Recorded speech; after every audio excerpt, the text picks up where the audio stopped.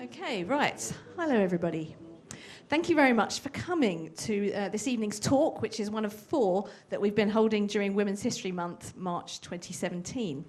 My name is Mary Takiyanagi, and I'm a senior archivist in the Parliamentary Archives, and also at the moment joint project manager for Parliament's Vote 100 exhibition project, which is celebrating the 2018 franchise and representation anniversaries. Before we start the main proceedings, some housekeeping notes. If you hear a bell, it will be the division bell, and members of Parliament will need to leave to vote, but nobody else does. In the unlikely event of a fire, you will hear a voice alarm, and members of staff will direct you out of the building. Hopefully that's not going to happen. And we are filming this evening's talk for publication on Parliament's YouTube channel. The question session at the end will be filmed but not be published. You might just want to bear that in mind. But so, housekeeping out of the way, I'm delighted to introduce Professor Senia Paseta from the University of Oxford and the co-director of Women in the Humanities.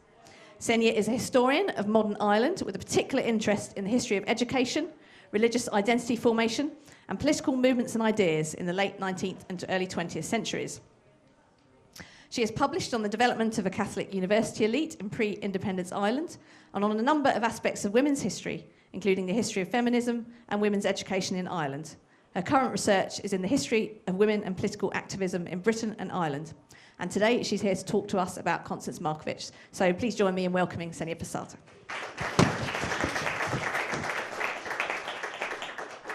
All right, thank you. Is that okay? I've got a fairly loud voice. But let me know if I drift off, which is unlikely. So thanks very much for the introduction, and thanks very much to Mari and Melanie for asking me to speak here. It seems very fitting to be speaking about Constance Markievicz and about Ireland in this place where so many debates about women's suffrage and Irish nationalism were held.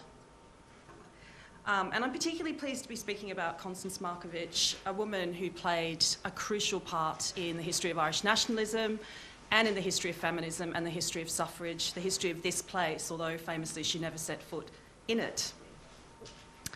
So I've written and lectured about Constance Markievicz a lot over the years, and I'll give you a confession about that later on.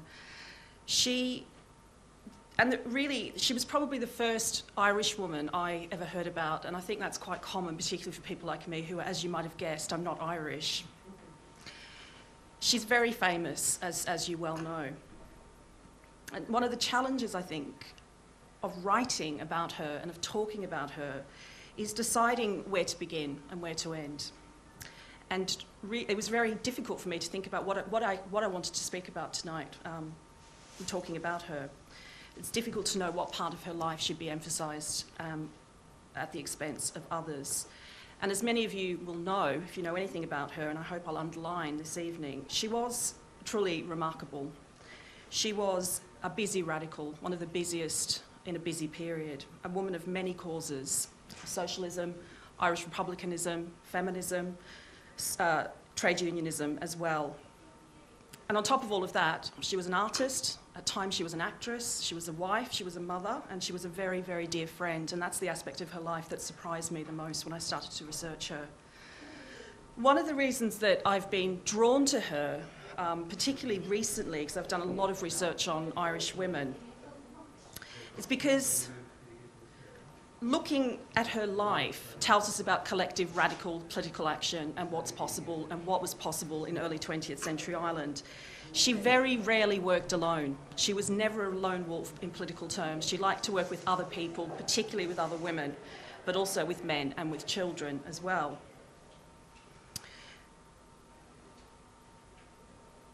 As a historian myself, as Mari was saying, of Irish nationalism and Irish feminism, I'm also intrigued, and this is one of the reasons that I wanted to talk about her. What she represented in historical and political terms, I think, is really quite fascinating. She came usually highly inaccurately, and I'm sure very reluctantly, to represent a generation of Irish women, an idea of Irish women in that revolutionary period in the early 20th century. And I think that if we study her life, we can learn a lot about what women did, but more importantly, we can learn a lot about how women have been misrepresented, how they've been forgotten, and how even someone as powerful, as well-known as Markievicz can be misrepresented and their work utterly trivialised. And that's one of the things that I found the most surprising about doing research on her. So as well as talking about her career as a political radical this evening, I'm going to talk at the end about how she's been remembered and how she's still remembered by historians and by other people because she is, anyone who's been to Dublin recently will have seen her face, her statue. There's a swimming pool, there's a train station. She's everywhere, but I don't actually think that many people know her. And I think looking at her life can tell us a lot about modern Irish history, and that's what I'm really interested in. But I want to talk a little bit about her first. I've got some pictures. We'll come back to that picture. That's her in a uniform, Irish Citizen Army uniform. This is her house. She was born Constance Markievicz in 1868. She was the eldest of 3 daughters and 2 sons of Henry William and Georgina Mary Markievicz of Lisdale in County Sligo. And that's Lisdale House. I don't know if anyone's been there, but it is absolutely stunning. And just to prove to you that it really is stunning, this is my favourite picture of the estate. I mean, it really doesn't get much nicer than that. So this is where she grew up. The Markievicz are a really well-known family to this day in Ireland, and the house is very well-known. There was a very public campaign a few years ago to save the house.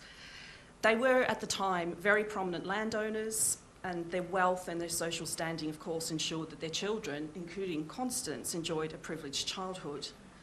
They were Protestants, they were liberal in their own way, but they were almost certainly unionist. Now, of course, she took advantage of the grounds, as you would if these were yours, and she became particularly good at country pursuits, particularly good and well known for her skill with a rifle and in the saddle, and as we know, these were skills that she was going to use very well. Her background constrained her in the ways that you can imagine, and we have some records of her in her diary and in letters saying, oh, I wish I could do this, I wish I could do that, like my brother can. But on the other hand, it provided, of course it did, opportunities that were unavailable to virtually all women of the period, and most men for that matter.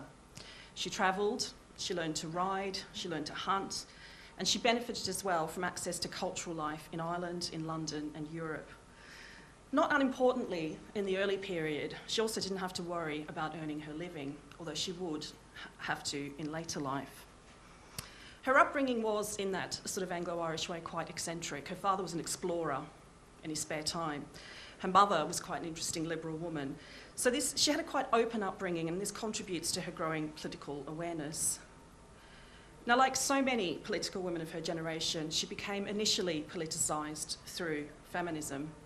In her case, through a growing awareness of the restrictions that were placed on her as a woman, and one of those was that she wanted to study art, and her family tried to stop her at first. And also then formally through women's suffrage. And anybody who knows this area, knows Sligo, knows that it's fairly remote, and it was fairly remote then. Nonetheless, she and her sister Eva managed to form the North Sligo Women's Suffrage Association in 1896, and this was the 3rd branch of the most progressive women's suffrage organisation, which was called the Irish Suffrage and Local Government Association at the time. Eva was honorary secretary and Constance was president, and these are the sisters. Constance at the front, Eva at the back. They were very close and remained close for their entire lives. Both women would leave Lisdale, Eva to a radical political and artistic life in England, which I'm sure many of you know about, and Markievicz to an interesting political existence, a much less settled one in lots of ways in Ireland. Now, for Markievicz, art in the end provided a passport for her to freedom. She sought this initially in London, where she studied at the Slade in 1892 at the age of 24. So it took her quite a few years to talk her family into allowing her to go. And finally in Paris, where she studied from 1897.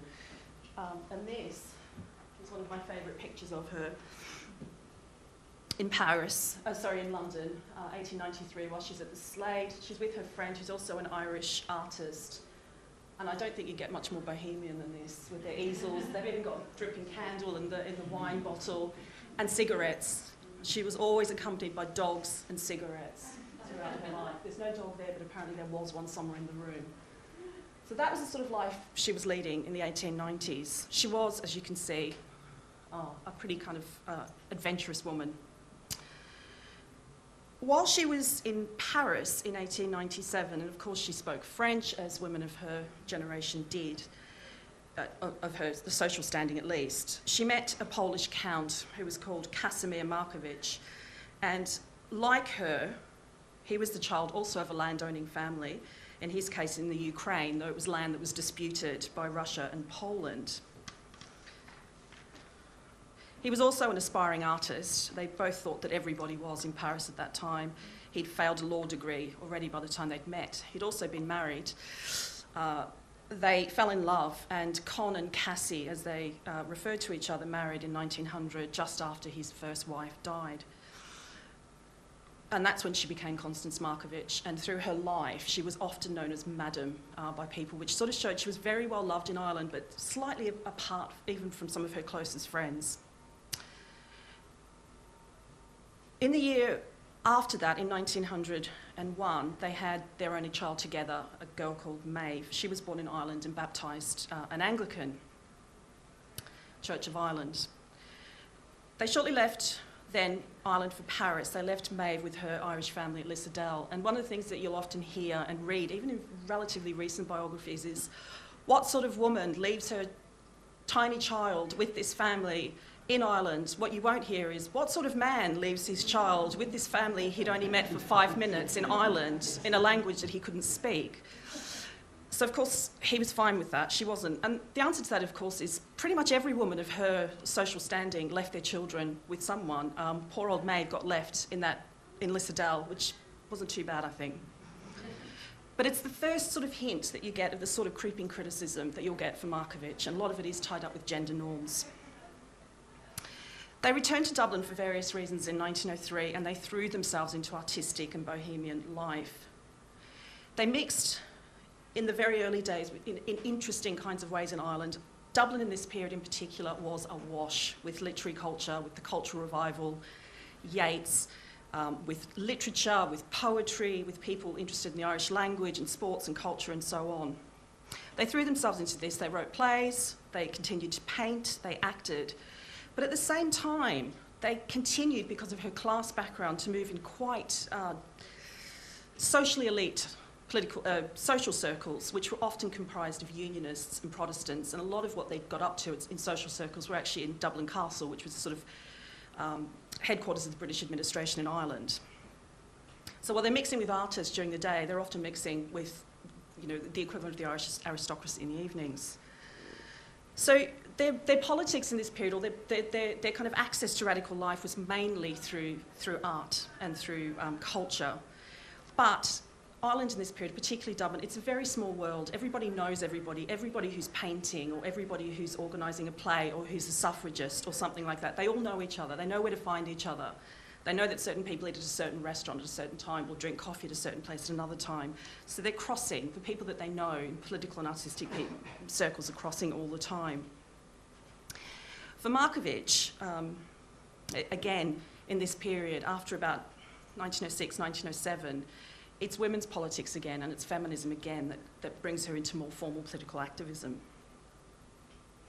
Now, some of the women who would go on to become some of her closest friends, and we'll meet some of them later on, first encountered her in 1908 at a meeting of the Radical Women's Republican Organisation in Éireann, with massive apologies to all proper Irish speakers out there. Éireann had been founded in 1900 by Maud Gonne, whom you might have heard of, another radical Irish woman in the period. By 1908, it established a reputation as a tough, unshakably Republican activist organisation, well in advance of Sinn Féin. They thought Sinn Féin was for wimps at this period. Sinn Féin was just sort of getting going in this period, and not as radical as it was to become. And these women were very clear that they were carrying the Republican torch, while most of the men had abandoned it. This is a slide of Éireann, and so this is Maud Gonne in the middle. There's some speculation about why she's the only one with a hat, and it's either because of her class position, because she was very well off, but I think it was actually because she was in mourning, but I can't prove that. But one of the things that you'll see is this brooch, and some of them up here, see they wear them as sort of belt buckles, but this is a very kind of Irish Celtic design. Markievicz caused a stir one evening in 1908 when she met some of her friends. She arrived at a meeting of an Indian Heron, still wearing an elaborate court gown, blue velvet with diamonds in her hair, directly from an event at Dublin Castle. The women in the committee room were, by contrast to Markievicz, as they said, plainly dressed, costumes of Donegal tweed in shades of dingy browns or greys. Markievicz received a very cool reception. It was cutting, as one of her friends remembered. They were very suspicious of this woman who sort of waltzed into the room wearing a blue velvet gown. But in this organisation, she quickly found the kind of revolutionary movement in which she was very comfortable, and she began to play a very major role in it very, very quickly. An Indian Heron soon launched a newspaper, Ban Heron, which was founded both to serve as an unambiguously separatist organisation. It was not interested in constitutional nationalism, it was about the Irish Republic, and to raise, and I quote, the present position of women in the country, in the social and political life of the country. She designed the masthead, and you can see the brooch there. It's very Irish, with sort of round tower in the background. She wrote lots of articles about it. She wrote a gardening column, for example, which is kind of, I was going to bring some bits of it, but they're very well worth reading. She talks about how to crush worms. She says, imagine that they are British soldiers under your spade, that kind of thing. It's not very subtle, some of the stuff that appears in this magazine. Her very best friend, Helena Maloney, becomes the active editor. So Markievicz writes for the newspaper, as I've said, and she's also deeply involved in Ireland's cultural scene still. She becomes very involved in Sinn Féin and helps to kind of bring feminism to that organisation as well. Sinn Féin in this period is a very small organisation. Her circle of women friends also expands, and there are disagreements with them about strategy and priorities, but her women friends are the ones who stay with her right to the end of her life on the whole, even though many of them are coming from different political directions. And they do a lot of work together, which is often unrecognised, but which did change the face of Irish society. So in 1910, a group of these women, Maud Gonne, Constance Markievicz, a woman called Hannah She Skeffington, who was Ireland's leading radical suffragist at the time, or suffragette at the time, formed what came to be known as the Ladies' Dinner Committee, which sounds, genteel and ridiculous. But actually what they aimed to do was to have the School Meals Act of 1906, which was the precursor of free school meals, extended to Ireland, because Ireland had been exempted from the legislation in 1906. These women raised money, cooked, cleaned up, served the food, had to be very careful, making sure there was no meat served on Fridays and that Protestants weren't left out and people who could pay did pay, and those who couldn't weren't victimised for it. And these women are doing that. By 1914, they're providing 600 meals a day, all paid for by subscription, which is a pretty big thing to do. And one of the things they had to really deal with in doing that was dealing with the idea of state interference, which is anathema, particularly to Catholic school managers. And she's a Protestant, remember, so she's got to be careful. But she's got a history of working with children that stretches well beyond the school dinner activity. From 1908, she sets out a plan for a scouting movement, which also sounds like jolly good fun, but wasn't at all. It was deliberately founded to counteract the Imperial British Boy Scout movement. It would become the Fianna Heron, which was a nationalist boys movement. Later, it would be a feeder organisation for the Irish Volunteers and then for the IRA. And many of the Fianna boys would become her friends, would contribute to the vibrant life she lived, although the life she lived was extremely odd. This is a picture of the Fianna. And it's almost touching because they're obviously not, they haven't actually broken their arms. I mean, they're pretending. But it's 1914. Some of those boys are soon going to be either in the Easter Rising or possibly in Flanders. I think this is in the in the spring, so quite sad. Although none of them were injured that day, so that's good news. So what she tries to do with the Fianna, in a way she can't seem to fit into conventional life in Ireland, because she's a country woman, but she's interested in the city, and she's interested in artistic life in the city, so she tries to kind of combine these by setting up a kind of commune around the Fianna. And this really is a disaster in all sorts of ways, mainly I think through lack of organisation. At the same time, she's writing plays, she's painting, and she's also narrowly avoiding arrest, for example, in 1911, when she's involved in protests against the visit of George V. Her friend Helena Maloney is arrested for throwing pictures and throwing stones at a picture of the royal couple. Markievicz provides the getaway wagon. And at the same time, she's leading this really unconventional domestic life. She had a good friend called Sydney Gifford who wrote in her diary that when she visited the Markievicz home, I quote, "I never knew when I entered the house whether I was going to walk into a rehearsal for a play, a piece of real-life drama, a political discussion, or a placid domestic scene." Casimir Markievicz, who was her stepson and was sort of in and out of the household, remembered as well that Belcamp, which was their kind of commune, he said that they were, and I quote, "installed there like gypsies with only a few of the rooms furnished and only one servant and a gardener." He further recalled that, and I quote, because I think this is fun. "Miss Helena Maloney came to live with us at Belcamp and helped mother with the housekeeping, which is utterly ridiculous. The idea that either of these women was doing any sort of housekeeping is madness. Bulmer Hobson, who's another strong radical in the period, also lived there for months in his room. It was, I recall, one mass of printing material, papers and the like. I think the reader will have a fair idea of our life there if I mention that in spite of being in the country on a farm, we continually had to fall back on tinned milk for our tea. Although afterwards it transpired that the servant had kept the milkman in the house for 5 or 6 months. And our Christmas dinner was black pudding and sausages. Between one thing and another, I was quite glad to get back to school." And this was her life. It was very unusual. She goes from 1912, 1913 much more kind of directly into socialist politics as a fully fledged socialist and trade union organiser. She joins the Socialist Party of Ireland when it's founded, becomes an active supporter of the Irish Women's Workers' Union from 1911. She's probably best known, apart from her role in the Easter Rising and election in 1918, for her role in the Dublin lockout of 1913. This is a prolonged and very bitter labour dispute that ran for about 6 months from the summer of 1913 to early 1914. And while that's on, she's leading marches, she's standing bail for various activists, and by this stage she's utterly broke. She's asking her brother, who's the heir to the family estate, for money. But she's also helping to run soup kitchens in Liberty Hall. And Liberty Hall is the headquarters in Dublin of the Irish trade union movement. And again, over a 4-month period, feeding people at Liberty Hall, mainly the wives and children of the striking workers. Entirely voluntarily, they were preparing 3,000 breakfasts each morning, providing thousands of clothes for children, and also making sure she was very clear that a special area had to be made available for nursing mothers. And this is her in Liberty Hall, sometimes known as the Countess with the Cauldron. She's presented with an honorary membership of the Irish Transport and General Workers' Union in recognition for what they described as unselfish and earnest labours during the lockout, but this again opens her up to criticism. John O'Casey, many of you will know, who at the time is a fellow trade unionist, soon to become a leading playwright, accused her of exaggerating her involvement in relief operations and effectively of using the lockout to build her reputation as a radical and an activist. This is one of the first times, but not the last, that he targeted her for criticism. And he's not the last person to suggest that she was more committed to self-aggrandisement than she was to nationalism, feminism or socialism.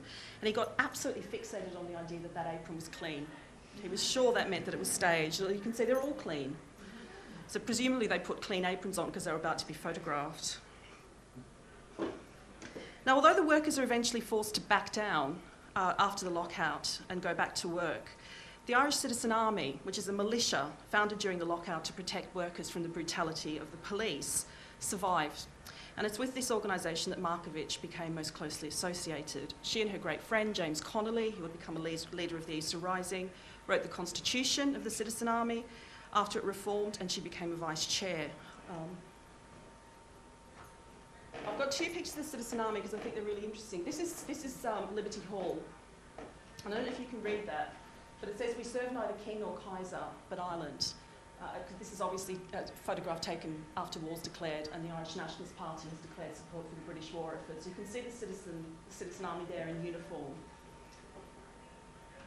And you can see the building. This picture is taken after the Rising, and you can see that "We serve neither king nor Kaiser" is gone, but also windows smashed, some of the brickwork is ruined, and there's certainly no one in uniform because that would have been illegal. But it's a sort of family photo, and this is the Citizen Army that I've sort of got to know through my research. There are children, there are women, mixed up all together and coming out to sort of defend this place. I think this was taken at the end of 1916, when a lot of these people will have lost people that they knew. And there she is again. That's her Irish Citizen Army uniform. I have been told that she designed it, but I have no evidence for that. At the same time as the Irish Citizen Army remains active in its own way, Irish political life itself is rapidly radicalising.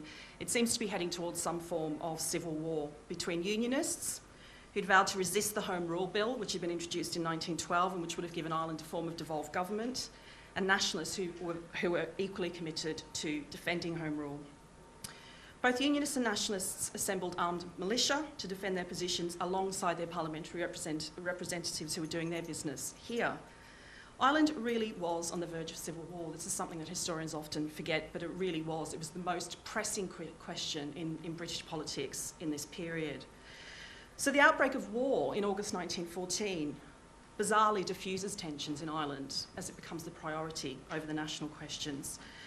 But in reality, it does actually provide an opportunity for further and bloodier dissent.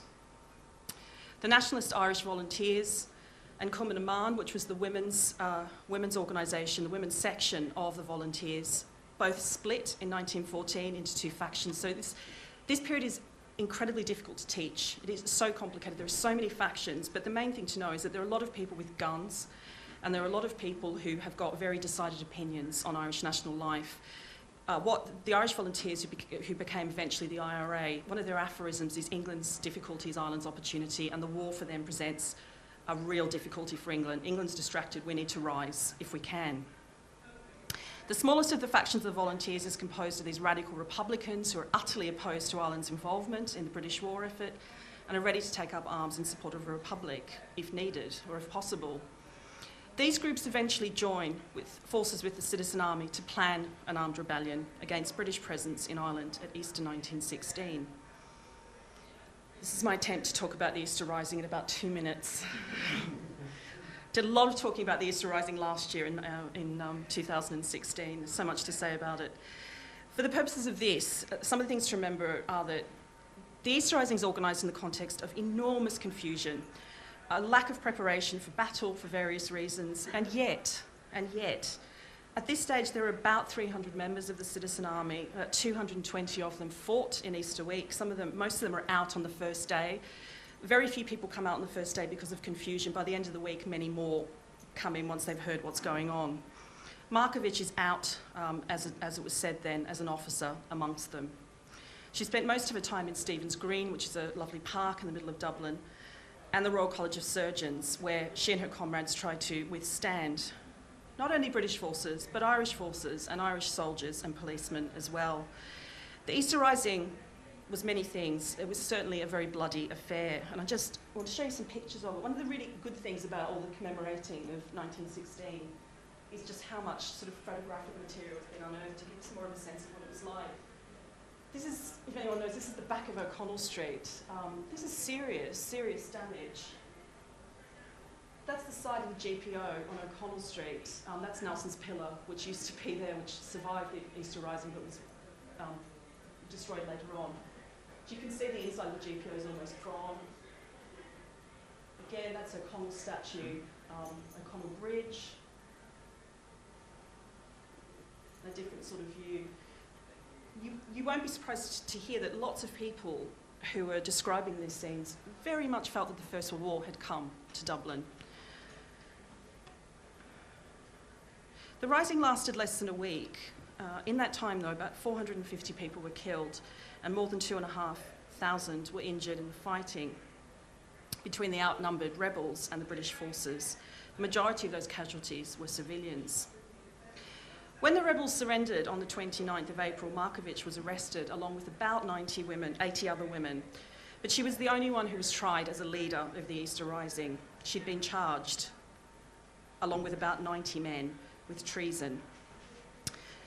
Famously, though, although 15 men were executed for their part in the Easter Rising, she was not on account of her sex. She escaped. This is her mugshot. Still wearing the hat, which I think is pretty impressive given what she's been through. but I don't think she's wearing her Citizen Army uniform under that. It's difficult to tell.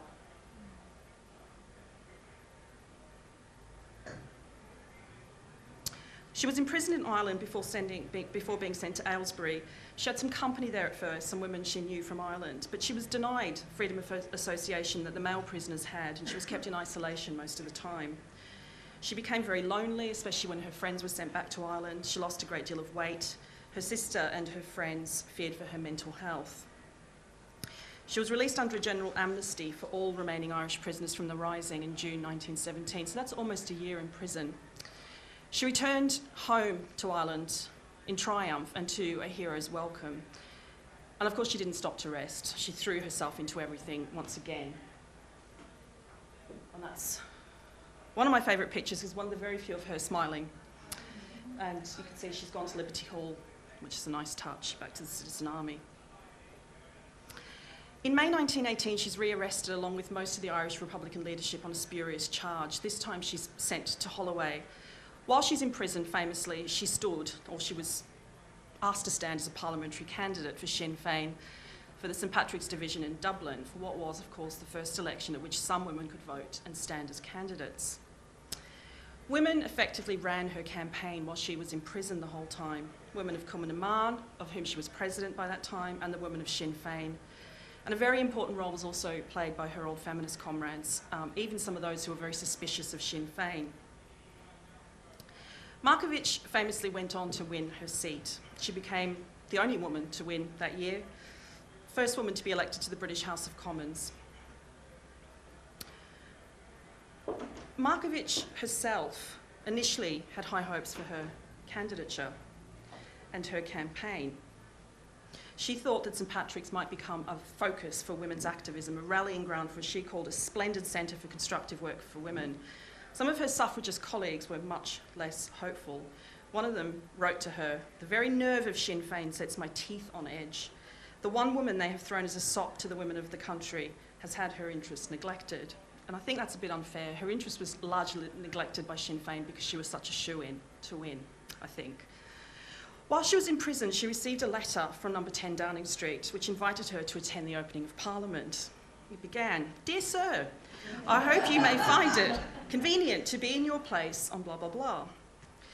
As we know, she never took her place. As a member of Sinn Féin, she was obliged to abstain, but as Mari's research has also shown, had she even wanted to, she probably wouldn't have been allowed to. She probably would have been disqualified because she'd been convicted of treason, which is a fairly serious offence, and also because she was married to a foreigner, which was also a serious offence in those times, something that restricted women very severely in the period. After she's released and she returns to Ireland in March 1919, she's named Secretary for Labour in the first Dáil, the Irish Parliament, and this is, I think, for her a really important position. It bridges her commitment to Labour and to the Republic. It's also important, because shockingly, it would be another 60 years before another woman would serve in a cabinet in the Irish Free State or the Irish Republic. And it would only be in the 1990s that more than one woman would sit in the Irish cabinet at a time. I don't sadly have time to talk about the rest of her life in much detail, but it goes without saying that she remained incredibly active. She served several more prison sentences. She spent time on the run during the Anglo-Irish War. She became a vocal opponent of the Anglo-Irish Treaty.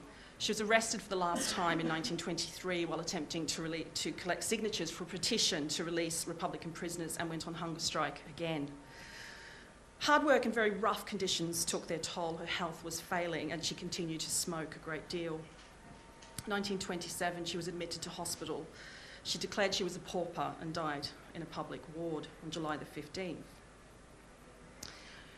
I'm sorry to have to sort of race through all of this, but I do want to talk just a little bit now about how she's been remembered, because I find this really fascinating. There have been distinct phases in the way that Irish women have been remembered, and there's been, as you can imagine, so much talk about this over the last few years, because it's been 100 years since the Rising, since the form of Dáil Éireann and so on, and all these other events that are going on. From the beginning, women's stories seem to have been kept in an informal sense in diaries and memoirs and attempts to write histories by women, but largely told by men in a public sense. And most of the narratives that were produced soon after the Easter Rising seemed determined to play down the radicalism of the women who were there. The Catholic Bulletin which was a very popular and unsurprisingly Catholic magazine, monthly magazine, was one of the first magazines to run a series on women in the Easter Rising, and they ran one called The Events of Easter Week in 1917. And the editor declared himself glad to be able to publish brief biographical sketches of some of the women whose sacrifices have imprinted themselves indelibly on Ireland's story. And there's loads of stuff being produced in these months and years after the Rising. Cards, poems, mass cards, prayer cards, you name it, but not so much on women. Just in case you wanted to know, there's the Catholic Bulletin. It is real. So apparently the women who were singled out for in the first run of the events, women in the events of Easter Week in 1917 were, and I quote, wives and mothers.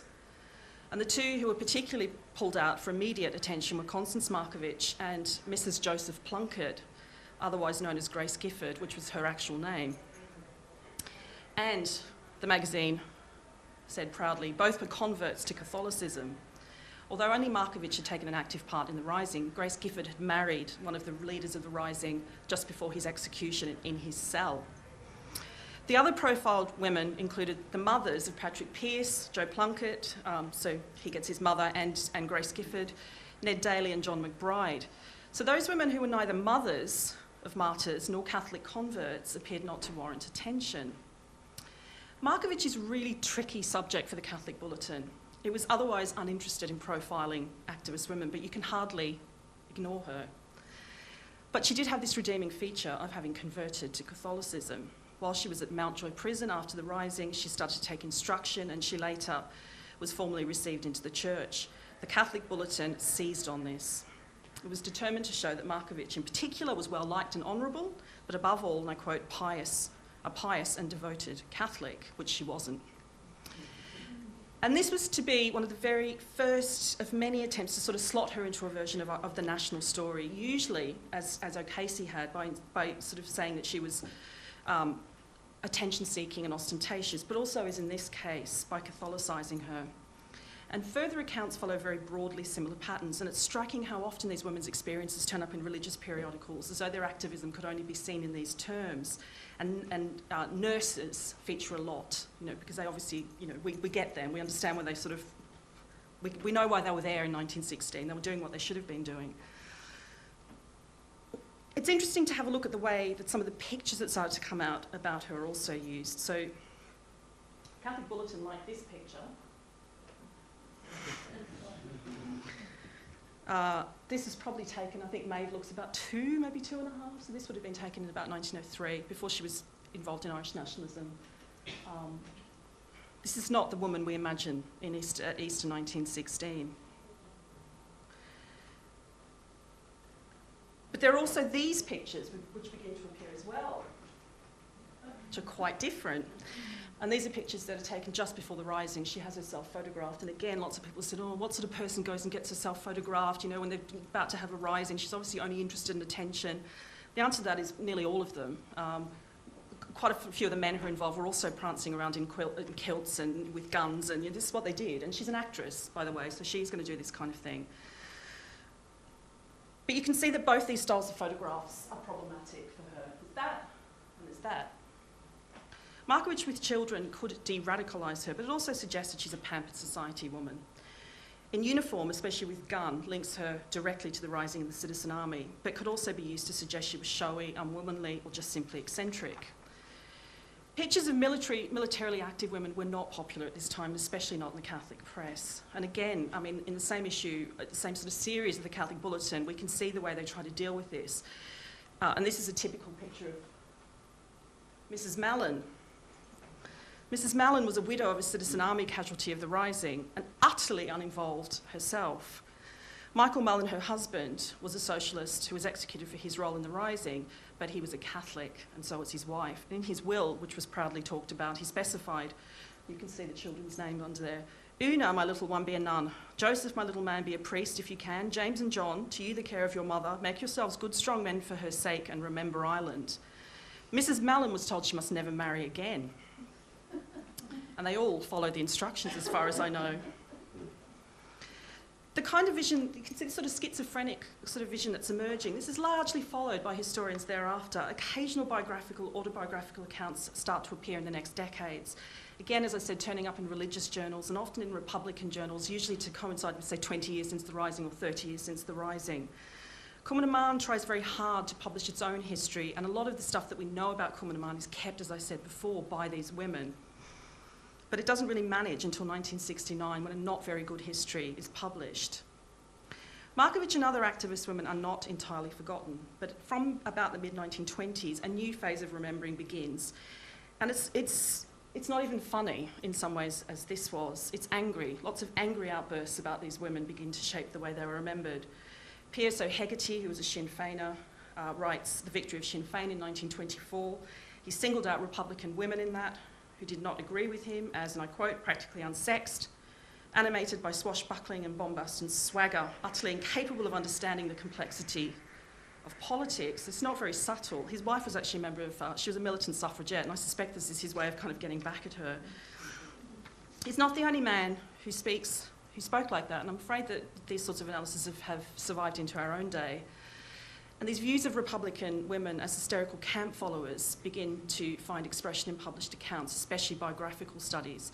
The first and most famous of these is Sean O'Fwayland's 1934 biography of Constance Markievicz, which is a book I recommend you read if you want to see how not to write a biography. His exasperation with his subject, his utter lack of sympathy with her ideas, he sneers, he's patronising, it's phenomenal. But his characterisation of her ideas as essentially theatrical and fundamentally unserious provide the absolute template of how she is then written about for the next sort of almost 100 years. At the same time, many of the women who did insist on the inclusion of women in the national story in as much as they could did so through the production of biographical sketches of Markievicz. And you can see why they would. She was a combatant in 1916, electoral success here and in Dublin in 1918. She's a fantastic subject for a biographical study. But they also consciously, very consciously focused on her in a deliberate attempt to counter some of the myths that have been growing up around her and other political women. Her close friend, Helena Maloney, again, set this up as clearly as anybody. I'm not going to read this out, I'll leave it to you, but it's a fantastic, one of my favourite historical quotes ever. And she writes to O'Fwayland in 1934 and says this, and I love this, it's a curious thing that many men seem to be unable to understand, that a woman could embrace an ideal, accept intellectually, feel it as a profound emotion, and then calmly decide to make a vocation of working for its realisation, and so on. You can see what she's getting at there. This is exactly the way that O'Fwayland wrote his book. Helena Maloney was herself one of the most dedicated of all the chroniclers of women's activism in this period, and in this statement I think she encapsulates perfectly the overall shape of biographical writing about Markievicz and other activist women for decades to come. And I think because of the templates that were established in the first few decades after the revolution, Markievicz and nationalist women more generally have been virtually ignored, grossly misrepresented, I think, when considered. This is changing, and it has changed in the last few years.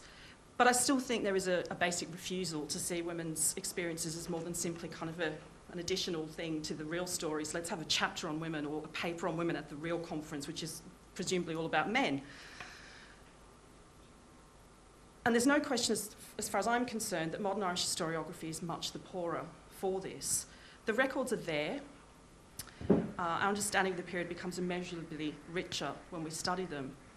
I think not only must we adjust what we know about these women, including Markievicz, we also need to adjust what we know about Irish nationalism in the period as a result of studying them.